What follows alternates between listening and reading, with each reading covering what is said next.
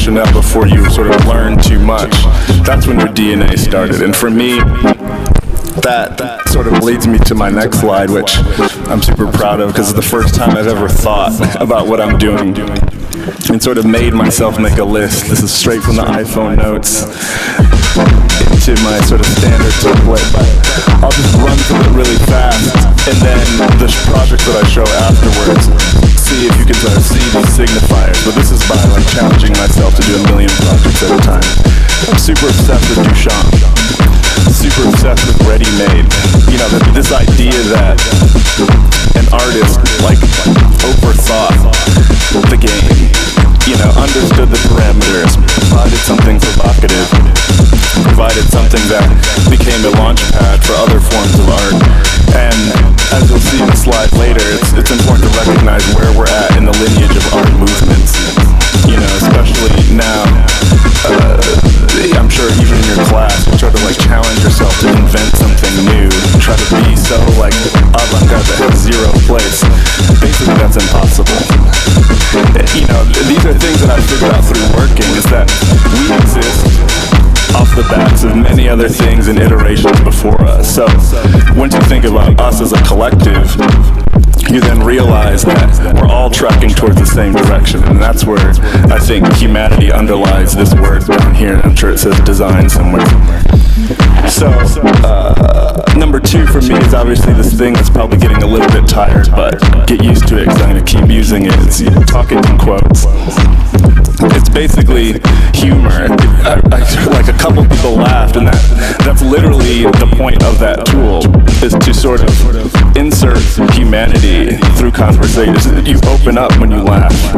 And obviously in our era where like vintage is more cool than like like a popular trendy item, it's just us being ironic, you know. Normcore, cable, that whole rationale, it's real. That's you know, American Apparel, that whole thing is just the halo that we're in. So my way of doing that and trying to be the most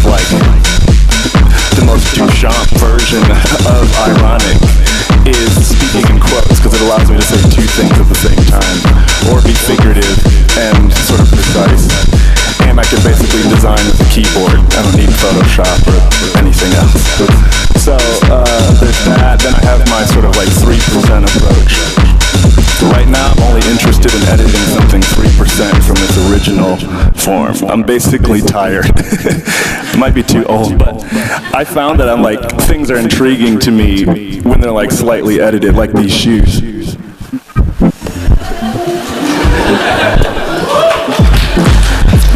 It's like skipping ahead really far into the presentation, but there's more Nikes in this box that I'm gonna throw around. But you know, this is an Air Force One. Yeah, the Jordan way.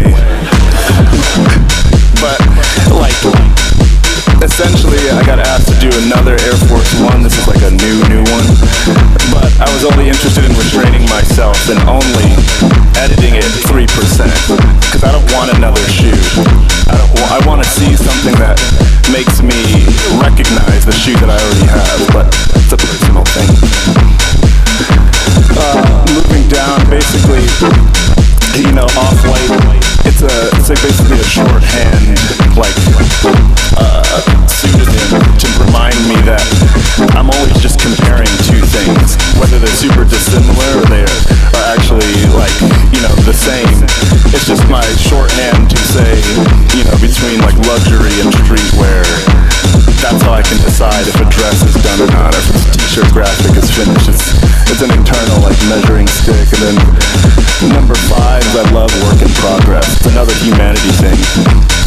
Once I realized that it's okay to not be a perfectionist, all of a sudden I can do a million things at once and like go to sleep at night. And I think it's important. I like look at other friends' work who are like super precise and perfectionist, and I realize if I'm just trying to be a perfectionist, that I'm not even thinking anymore. The sort of design process is just going on to find some sort of like space that ultimately actually looks like something else I've seen. And I think it's important to remember that your hand and your brain will tell you when something's finished, and then post-rationalize, make up something afterwards or whatever. Number 6, which is important to me, it's like, this goes back to like, do we need another shoe? Do we need another whatever? It's basically, an output for me has to have a reason to exist. You know, I think that's why we have like trash bins and recycling bins. It's like, it's in our brain that like, over-consuming is obviously not okay, but I think to us in the sort of design community, you know, we're the thinkers, we're the ones who are going to challenge all these sort of like generational decisions. But first, every output, does it need to exist?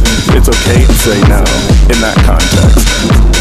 And then number 6 is like, number 7 is one of the things that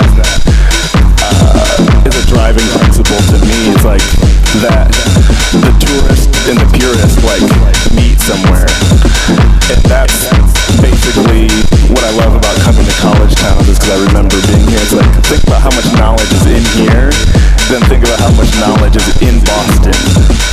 It only, you know, like you could almost, there's a metric, it lives in like these blocks, but there's real people in the world that benefit, and if we're not at the end of the day interchanging with that, then ultimately